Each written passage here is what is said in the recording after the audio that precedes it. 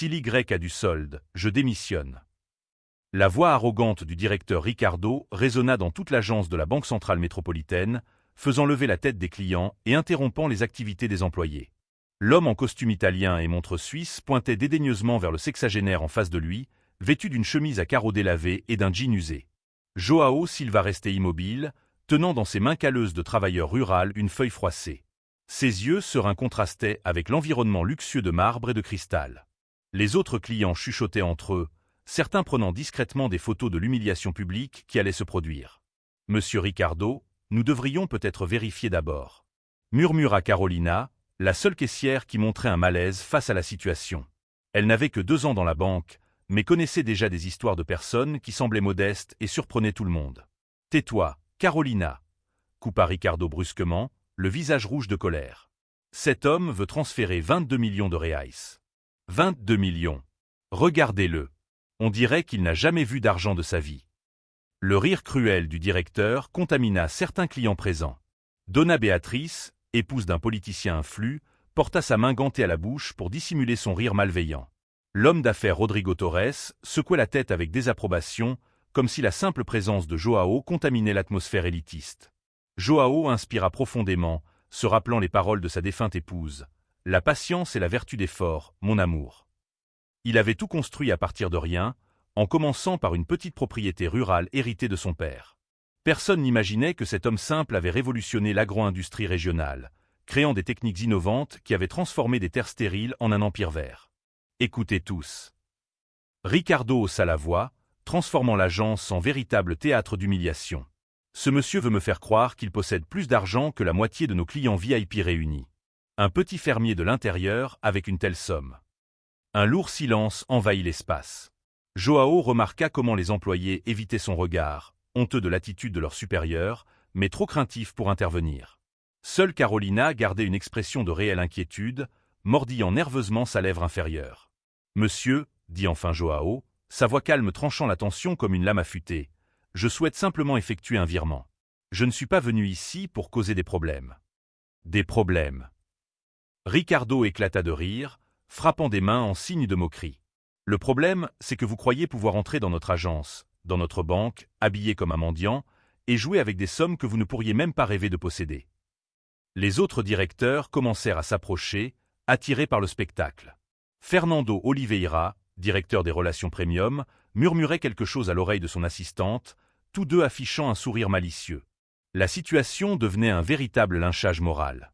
Joao observa chaque visage autour de lui. Ses années d'expérience dans les affaires lui avaient appris à lire les gens comme des livres ouverts. Il voyait la cupidité dans les yeux de certains, les préjugés déguisés chez d'autres, et la lâcheté de ceux qui savaient que c'était mal mais n'osaient pas intervenir. « Très bien, » dit calmement Joao, pliant le papier contenant les données du virement et le rangeant dans la poche de sa chemise. « Je vais attendre. »« Attendre quoi ?» ricana Ricardo, les bras croisés. « Qu'un miracle apparaisse sur votre compte ? Que quelqu'un vous dépose 22 millions en cadeau ?» Le public rit de nouveau, mais Joao resta serein. Il y avait quelque chose dans son regard que Ricardo ne parvenait pas à déchiffrer. Une tranquillité qui ne correspondait pas à quelqu'un publiquement humilié. Comme s'il savait quelque chose que personne d'autre ne savait. Ricardo, la voix grave du directeur régional, Eduardo Mendes, coupa les rires. L'homme de 50 ans descendait les escaliers du 2e étage, ajustant sa cravate avec une expression sérieuse. « Que se passe-t-il ici ?» Directeur Eduardo. Ricardo se redressa immédiatement, tel un soldat devant son général. Ce monsieur tente de faire une mauvaise plaisanterie. Il veut transférer 22 millions sans même avoir de compte courant dans notre banque. Eduardo regarda Joao avec curiosité. Il y avait quelque chose de familier dans ce visage tranquille, mais il n'arrivait pas à identifier quoi. « Monsieur, avez-vous un compte dans notre établissement ?»« Pas exactement, » répondit Joao, un sourire presque imperceptible au coin des lèvres. « Mais je suis sûr que nous pouvons arranger cela. » Le directeur fronça les sourcils, intrigué par la confiance inexplicable de cet homme simple. Carolina profita de l'occasion pour s'approcher discrètement et chuchoter à l'oreille du directeur des informations, qui firent légèrement écarquiller ses yeux. Toute l'agence attendait le prochain mouvement dans ce jeu dont personne ne semblait comprendre complètement les règles. Joao gardait sa posture digne, tandis que Ricardo préparait la prochaine attaque, persuadé qu'il était sur le point de dévoiler définitivement la supercherie de cet homme. Si vous appréciez cette histoire de retournement et de justice, n'oubliez pas de vous abonner à la chaîne pour ne pas manquer les prochains chapitres de ce récit incroyable. Directeur Eduardo, avec tout le respect que je vous dois, commença Ricardo, sa voix chargée d'une fausse déférence, nous ne pouvons pas permettre que notre institution devienne le théâtre de farces. Cet homme ne possède clairement pas les ressources qu'il prétend avoir. Eduardo observa Joao plus attentivement. Il y avait quelque chose de troublant dans la sérénité de cet homme. Les personnes humiliées publiquement réagissaient généralement avec colère, embarras ou désespoir. Joao, cependant, restait là comme s'il était le propriétaire des lieux. « Monsieur Silva », s'adressa Eduardo respectueusement, « je comprends que la situation soit délicate. Si vous me permettez de vérifier vos documents, nous pourrons tout clarifier rapidement. » Ricardo leva les yeux au ciel de façon dramatique. « Directeur, vous perdez votre temps. Regardez ses vêtements, ses chaussures usées, sa barbe de plusieurs jours. Nos vrais clients attendent un service. » Donna Béatrice s'approcha, secouant son sac de marque avec un air de supériorité. « Eduardo, mon cher, vous connaissez mon mari, le député Silveira. Je ne peux pas perdre mon temps ici avec cette situation embarrassante. » Exactement. Rodrigo Torres se joignit au cœur des plaintes. « J'ai une réunion importante dans 20 minutes. Ce théâtre a déjà duré trop longtemps. » Joao remit silencieusement ses documents à Eduardo. Le directeur examina les papiers avec une perplexité croissante. Le CPF était en règle, la carte d'identité valide, mais lorsqu'il saisit les données dans le système, l'écran resta chargé pendant de longues secondes. « Système lent aujourd'hui », murmura Eduardo en fronçant les sourcils. « Parfois, il faut du temps pour accéder aux informations des comptes d'autres succursales. » Ricardo souffla, impatient. « Directeur, il n'y a rien à vérifier. C'est évidemment une supercherie. » Il fit un geste dramatique en direction de Joao. 22 millions. Un fermier qui n'a probablement jamais vu 200 000 de sa vie. Carolina observait la scène avec un malaise croissant. Elle avait déjà travaillé dans une petite agence à la campagne où elle avait appris une leçon précieuse. Ne jamais juger un client à son apparence. Son ancienne superviseure disait souvent que les clients les plus riches étaient souvent les plus simples. « Monsieur Ricardo », osa interrompre à nouveau Carolina, « peut-être pourrions-nous résoudre cela de manière plus discrète. Il n'est pas nécessaire d'impliquer tous les présents. » Carolina. Ricardo se tourna vers elle avec fureur. « Vous remettez en question mon autorité ? Cela fait 3 ans que je dirige cette agence d'une main de fer. Je reconnais un escroc quand j'en vois un. » La jeune femme recula, mais Joao remarqua une lueur de détermination dans ses yeux. Il y avait du courage chez cette jeune fille, elle avait juste besoin d'une opportunité pour s'épanouir. Fernando Oliveira, le directeur premium, s'approcha avec un sourire venimeux. « Ricardo, vous avez raison. Ces types apparaissent toujours pour impressionner. La semaine dernière, un monsieur est venu ici prétendant être propriétaire d'une chaîne de supermarchés. Nous avons découvert qu'il n'était qu'un réassortisseur. » Les rires se propagèrent à nouveau parmi les clients présents. Joao resta impassible, mais ses yeux captèrent chaque visage, chaque expression de mépris. Mentalement, il prenait note du caractère de chacun. « Vous savez ce qui m'impressionne » dit enfin Joao, sa voix perçant la moquerie ambiante. « Comme il est facile de juger quelqu'un sans connaître son histoire. » « Histoire » ricana Ricardo. « Quelle histoire? Celle du petit fermier devenu riche en élevant des poules? Peut-être l'histoire de l'homme qui a commencé avec 50 hectares de terre improductive héritée de son père, continua Joao calmement, et a transformé cela en quelque chose que vous n'auriez jamais imaginé possible. » Eduardo cessa de taper, intrigué par le changement de ton de Joao. Il y avait quelque chose d'hypnotique dans sa manière de parler, une autorité naturelle contrastant complètement avec son apparence simple. « Continuez à inventer, » se moqua Ricardo. « La prochaine chose que vous direz, c'est que vous êtes propriétaire de la moitié de l'État. » Pas de la moitié de l'État, sourit Joao de manière énigmatique, mais de quelque chose de beaucoup plus intéressant. Le système d'Eduardo répondit enfin, mais l'écran afficha un message étrange, accès restreint. Contactez immédiatement la supervision régionale. Quelle bizarrerie, murmura Eduardo en relisant le message. En 15 ans de banque, il n'avait jamais rien vu de pareil. Carolina remarqua le changement dans l'expression du directeur. Monsieur Eduardo, il s'est passé quelque chose. Non, je ne sais pas, hésita Eduardo, clairement confus. Le système demande une vérification spéciale. Ricardo souffla à nouveau. Bien sûr que oui. Probablement que son CPF est irrégulier et qu'il doit de l'argent au fisc. En réalité, dit doucement Joao, mes impôts sont rigoureusement à jour. Je paie des montants qui pourraient faire fonctionner cette agence pendant des mois. Donna Béatrice laissa échapper un rire strident. Maintenant il croit qu'il paie vos salaires. Quel délire de grandeur! Pas un délire, madame, répondit Joao en se tournant vers elle avec des yeux qui semblaient voir à travers l'âme. Une réalité que vous découvrirez très bientôt. Eduardo sentit un frisson parcourir son dos. Il y avait quelque chose dans la manière dont Joao parlait qui ne correspondait pas à l'attitude de quelqu'un qui ment. Les menteurs bégayaient, transpirent, montraient de la nervosité. Joao semblait gagner en confiance à chaque minute. Monsieur Silva, décida Eduardo d'adopter une approche différente. Pendant que je règle cette question technique, j'aimerais en savoir plus sur vos activités. Vous avez mentionné l'agriculture? Entre autres choses, répondit Joao mystérieusement. Disons que je m'intéresse à plusieurs domaines. Agro-industrie, technologie, investissement financier, et surtout à la manière dont les gens se traitent les uns les autres. Ricardo leva encore les yeux au ciel. Voilà. Maintenant il se prend pour un philosophe aussi. Mais Eduardo commençait à percevoir des détails qu'il avait ignorés au départ. La posture droite de Joao, la précision avec laquelle il choisissait ses mots, la tranquillité inébranlable face à l'humiliation publique. Ce n'étaient pas des caractéristiques typiques d'un escroc ou d'un rêveur. Monsieur Eduardo, Carolina s'approcha discrètement, puis-je vous parler en privé? Plus tard, Carolina. Pour l'instant, je dois régler cette question technique. Joao observa l'interaction avec intérêt. La jeune caissière avait remarqué quelque chose que les autres n'avaient pas perçu. Il y avait de la perspicacité chez cette fille, une qualité rare dans un environnement dominé par l'arrogance et le préjugé. Le téléphone d'Eduardo sonna.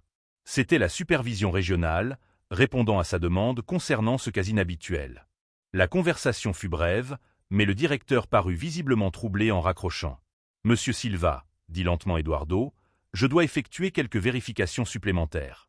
Pourriez-vous patienter quelques minutes ?»« Bien sûr, » acquiesça Joao paisiblement. « J'ai tout le temps du monde. » Ricardo souffla, impatient, mais quelque chose dans l'expression préoccupée du directeur commença à le déranger. Pourquoi Eduardo prenait-il cette supercherie si au sérieux? Pendant qu'Eduardo s'éloignait pour passer des appels discrets, Joao profita du moment pour observer plus attentivement le fonctionnement de l'agence. Chaque détail était catalogué dans son esprit.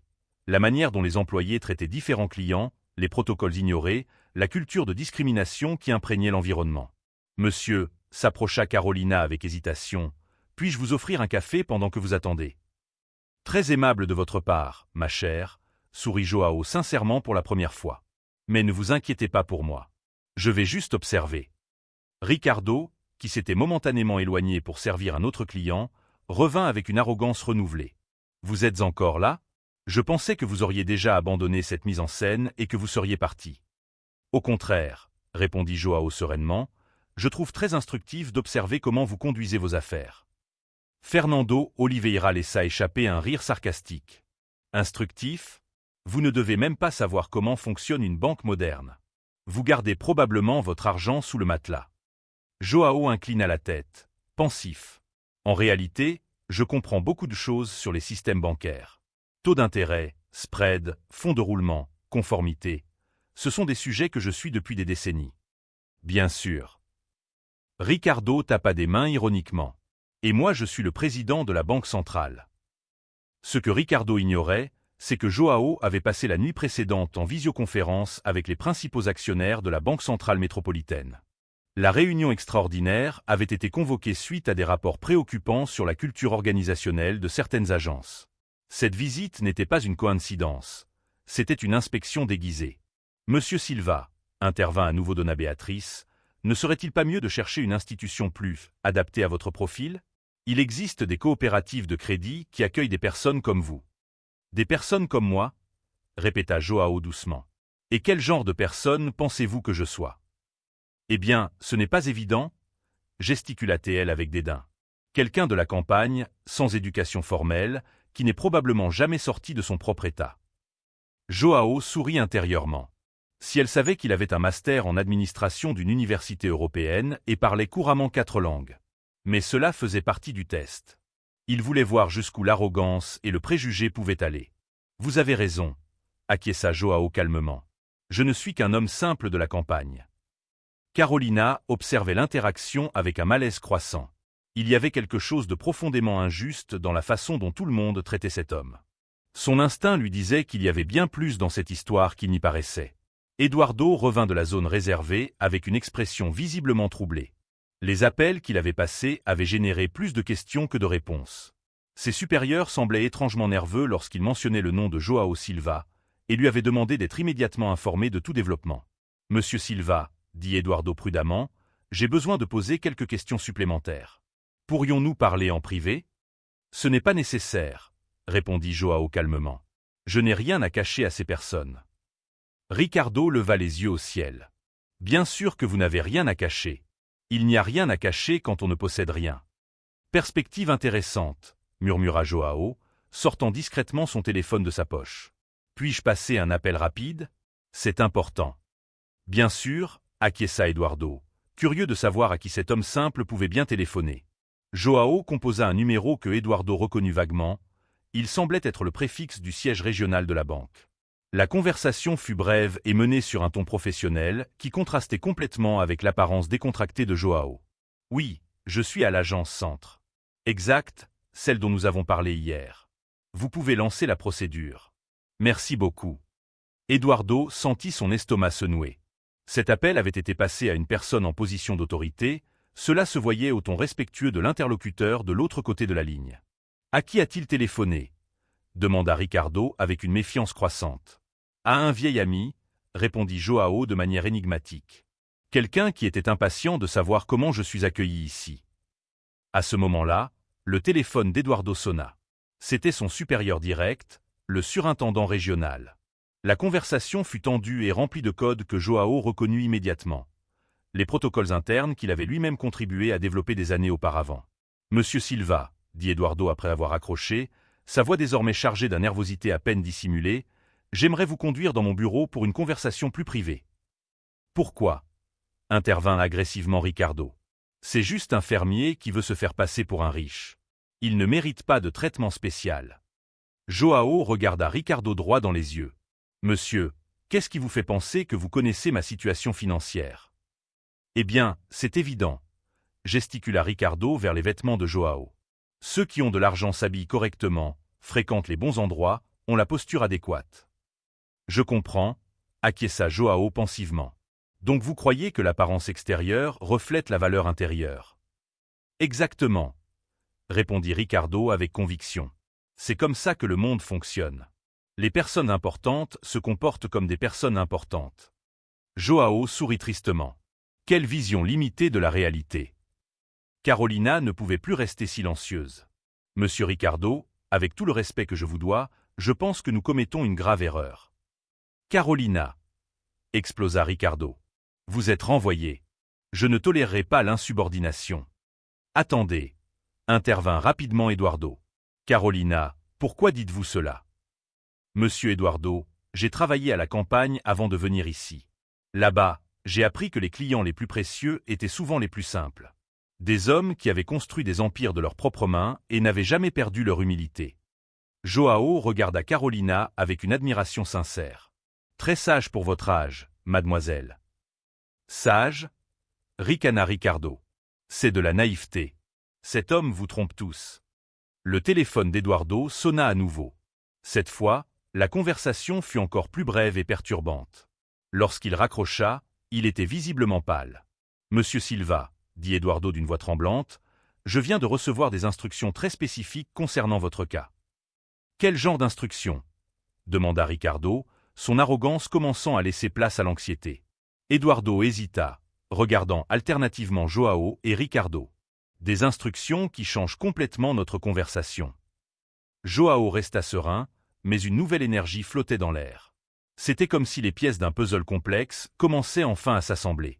Les autres présents commencèrent à percevoir qu'un changement fondamental était sur le point de se produire. « Monsieur Eduardo, » intervint Donna Béatrice avec impatience, « pouvons-nous accélérer ce processus ? J'ai des engagements importants. » Joao la regarda avec une expression presque pieuse. « Madame, je crois que vos engagements peuvent attendre. Ce qui va se passer ici sera bien plus important que n'importe quelle réunion sociale que vous auriez prévue. » La tension dans l'air devint presque palpable. Même Ricardo commença à réaliser qu'il y avait quelque chose de fondamentalement erroné dans son évaluation de la situation. « Monsieur Silva, » dit Eduardo d'une voix tremblante, avalant sa salive, « je viens d'être informé que vous possédez un compte spécial dans notre institution. Un compte qui nécessite l'autorisation directe de la présidence pour tout mouvement. » Le silence qui suivit fut assourdissant. Ricardo cligna des yeux plusieurs fois, comme s'il essayait de traiter une information impossible. Quel type de compte spécial? Eduardo hésita, relisant les notes qu'il avait prises pendant l'appel. Un compte catégorie Platinum suprême. Je n'avais jamais vu cette classification auparavant. Joao resta immobile, mais une lueur différente apparut dans ses yeux. Ah oui, j'ai oublié de mentionner ce détail. Détail, balbutia Ricardo, son arrogance commençant à s'effondrer. Quel détail? Platinum suprême n'existe pas. Vous venez de l'inventer. Fernando Oliveira s'approcha nerveusement. Eduardo, êtes-vous sûr que les informations sont correctes? Platinum suprême serait une catégorie au-dessus de tous nos clients VIP. Bien au-dessus, confirma Eduardo, les mains légèrement tremblantes. Selon les instructions que j'ai reçues, il n'existe que 17 comptes de cette catégorie dans tout le pays. Donna Béatrice fronça les sourcils, sa supériorité vacillant pour la première fois. Impossible. Mon mari est député fédéral. Nous avons un compte Platinum classique. Si une catégorie supérieure existait, nous le saurions. Joao sourit doucement. Madame, il y a beaucoup de choses que les gens ignorent sur le système financier. Carolina observait la scène avec une compréhension croissante. Ses instincts avaient été corrects depuis le début. Elle s'approcha discrètement du terminal d'Eduardo pour voir les informations à l'écran, et ce qu'elle vit fit écarquiller ses yeux. « Monsieur Eduardo, » murmura Carolina, « vous devez voir ça. » À l'écran, en plus de la classification Platinum suprême, apparaissait une information qui fit presque s'évanouir Eduardo. Actionnaire majoritaire, niveau d'accès, présidentiel. C'est impossible, murmura Eduardo, lisant et relisant l'écran. Il doit y avoir une erreur dans le système.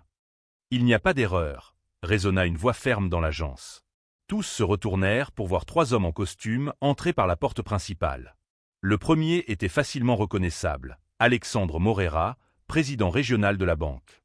Derrière lui, 2 assistants portaient des dossiers et des tablettes. « Président Alexandre !»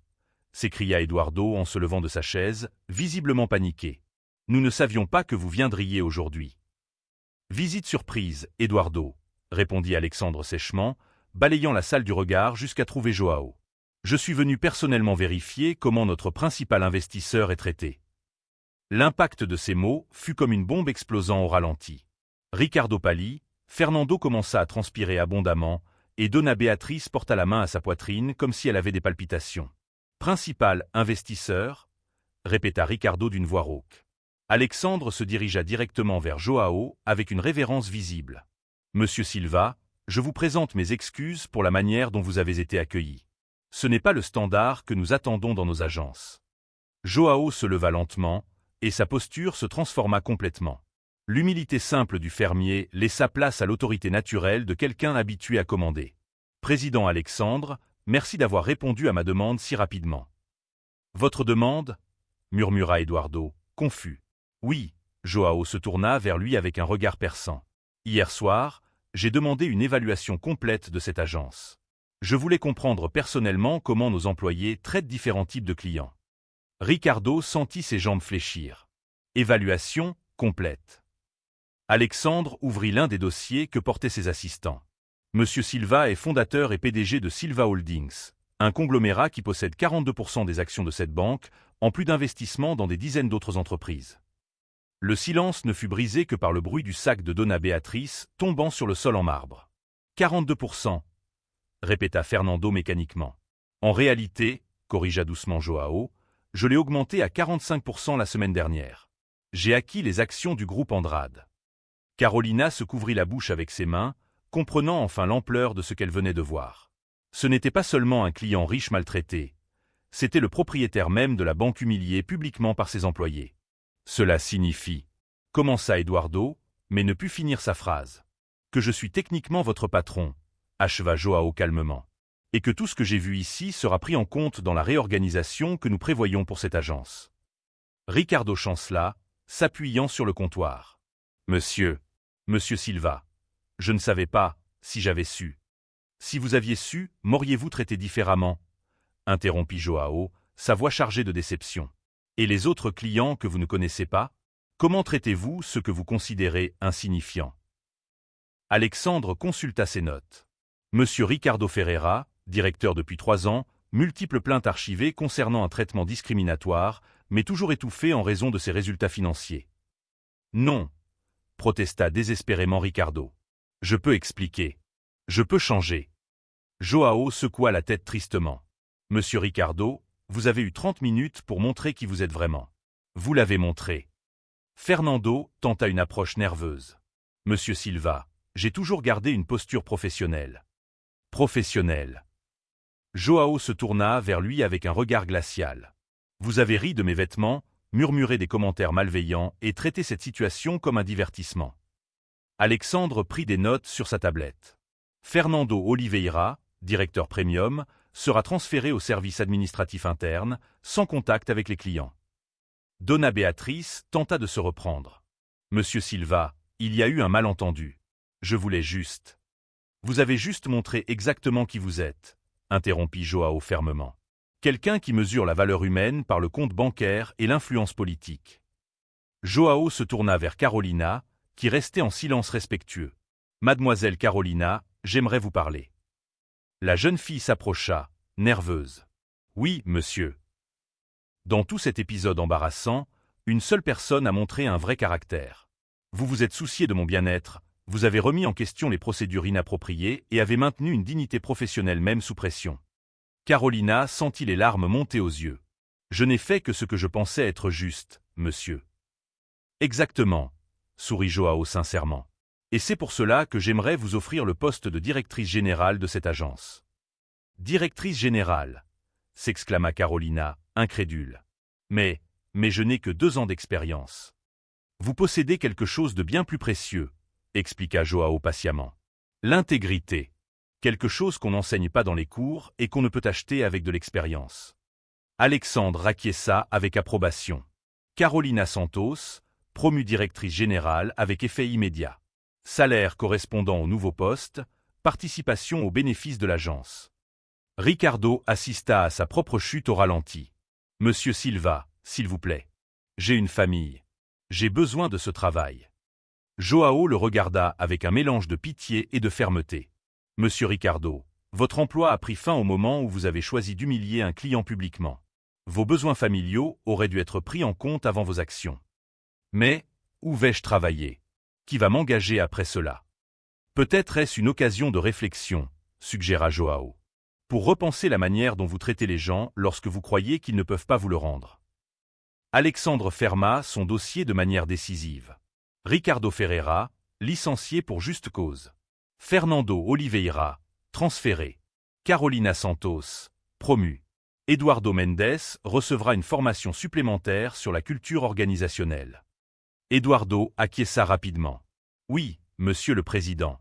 Je garantis que nous mettrons en œuvre tous les changements nécessaires. Joao regarda autour de l'agence, observant comment l'atmosphère avait complètement changé. Les clients qui avaient ri de son humiliation évitaient désormais son regard, honteux de leurs propres préjugés. Donna Béatrice, s'adressa Joao à l'épouse du député, j'aimerais que vous transmettiez un message à votre mari. Dites-lui que le respect ne s'achète pas avec une position politique et ne s'impose pas avec arrogance. La femme acquiesça silencieusement, visiblement bouleversée par l'inversion dramatique de la situation. Rodrigo Torres, se tourna Joao vers l'homme d'affaires, vos réunions importantes peuvent attendre. Parfois, les leçons les plus précieuses se produisent aux moments les plus inattendus. Joao se tourna ensuite vers Carolina, qui traitait encore sa promotion soudaine. Mademoiselle Carolina, en tant que nouvelle directrice, votre première mission sera de mettre en œuvre un protocole de traitement égalitaire. Tout client sera accueilli avec respect, quelle que soit son apparence ou son compte bancaire. Oui, monsieur, répondit Carolina avec une détermination renouvelée. Je ferai de cette agence un modèle en matière de service humanisé. Alexandre consulta sa montre. Monsieur Silva, devons-nous procéder au virement que vous avez demandé? Joao sourit, se détendant enfin. Oui, les 22 millions pour le fonds d'éducation rurale. Il est temps de transformer des ressources financières en opportunités réelles pour ceux qui en ont vraiment besoin. Le montant du virement résonna dans l'agence comme un rappel final de l'ampleur de l'erreur commise. 22 millions donnés pour l'éducation, plus que ce que beaucoup des clients présents possédaient sur leur compte. Le virement sera traité immédiatement, assura Alexandre. Joao regarda une dernière fois Ricardo, qui restait appuyé sur le comptoir, écrasé par la réalité de ses actes. Monsieur Ricardo, j'espère qu'un jour vous comprendrez que la véritable richesse ne réside pas dans ce que nous possédons, mais dans la manière dont nous traitons ceux que nous considérons comme n'ayant rien. 6 mois plus tard, l'agence centre de la Banque centrale métropolitaine avait été complètement transformée. Les murs qui avaient autrefois été témoins d'humiliation et de préjugés arboraient désormais des certificats d'excellence en service humanisé. Carolina, désormais confortablement installée dans son rôle de directrice générale, avait mis en place des changements révolutionnaires qui étaient devenus un modèle pour les autres agences. La première transformation avait eu lieu à l'accueil. Indépendamment de l'apparence du client, tous recevaient le même traitement courtois et professionnel. Carolina avait instauré des formations mensuelles sur la dignité humaine, utilisant comme exemple pratique ce qu'elle avait observé ce jour fatidique. Souvenez-vous toujours, avait-elle l'habitude de dire aux nouveaux employés, la valeur d'une personne ne se mesure jamais par les vêtements qu'elle porte ou la voiture qu'elle conduit. J'ai vu des hommes simples déplacer des montagnes et des personnes apparemment importantes ne pas réussir à se déplacer elles-mêmes. Eduardo, après avoir suivi la formation rigoureuse déterminée par Alexandre, était devenu un directeur complètement différent.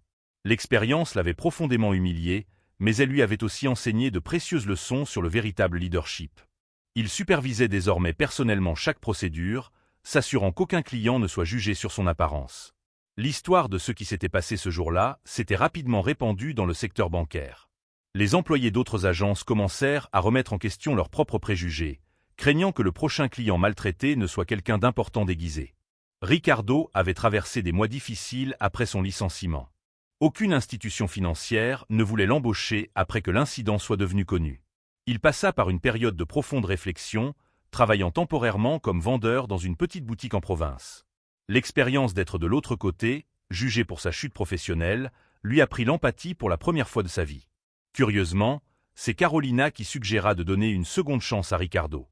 Après 8 mois de travail humble et de preuves sincères de changement de caractère, elle le réembaucha comme assistant administratif, un poste bien inférieur à celui qu'il occupait auparavant, mais qu'il accepta avec gratitude sincère. Fernando, transféré au service administratif, découvrit qu'il préférait travailler en coulisses. Sans la pression d'impressionner des clients riches, il développa des compétences analytiques qui le rendirent précieux dans le domaine de la conformité. Il apprit que la compétence professionnelle n'avait pas besoin d'être accompagnée d'arrogance sociale. Donna Béatrice, profondément affectée par l'expérience, s'éloigna des activités sociales pendant un certain temps. L'épisode l'obligea à affronter ses propres préjugés de classe. Progressivement, elle commença à s'impliquer dans de vrais projets sociaux, découvrant une satisfaction réelle à aider les personnes défavorisées, très différente des événements caritatifs superficiels auxquels elle avait l'habitude de participer. Rodrigo Torres, l'homme d'affaires pressé, devint un client régulier de l'agence rénovée. La leçon d'humilité l'avait profondément marqué, et il commença à traiter ses propres employés avec beaucoup plus de respect. Il mit en place des politiques de valorisation humaine dans ses entreprises, découvrant que des employés respectés étaient infiniment plus productifs. Joao continuait de visiter régulièrement l'agence, toujours vêtu simplement. Mais il y était désormais accueilli non parce qu'il était le propriétaire de la banque, mais parce que Carolina et son équipe avaient appris à reconnaître la valeur de chaque personne. Ces visites servaient de rappel constant que la véritable richesse résidait dans le caractère, et non dans le compte bancaire. « Monsieur Joao, » dit Carolina lors de l'une de ses visites, « puis-je vous demander pourquoi vous avez choisi notre agence pour ce test ?» Joao sourit pensivement. Carolina, cette agence faisait partie des plus rentables de la banque, mais elle avait également le plus grand nombre de plaintes archivées. Je voulais comprendre comment le succès financier pouvait coexister avec des défaillances humaines aussi graves. Et qu'avez-vous découvert? Que le profit sans humanité est insoutenable à long terme. Une institution n'est véritablement prospère que lorsqu'elle honore la dignité de toutes les personnes qu'elle sert. La transformation de l'agence devint légendaire dans le secteur. Des étudiants en administration venaient régulièrement étudier comment des changements dans la culture organisationnelle pouvaient impacter à la fois les résultats financiers et la satisfaction des employés. Carolina donnait fréquemment des conférences sur le leadership empathique et l'importance de traiter chaque personne avec dignité fondamentale.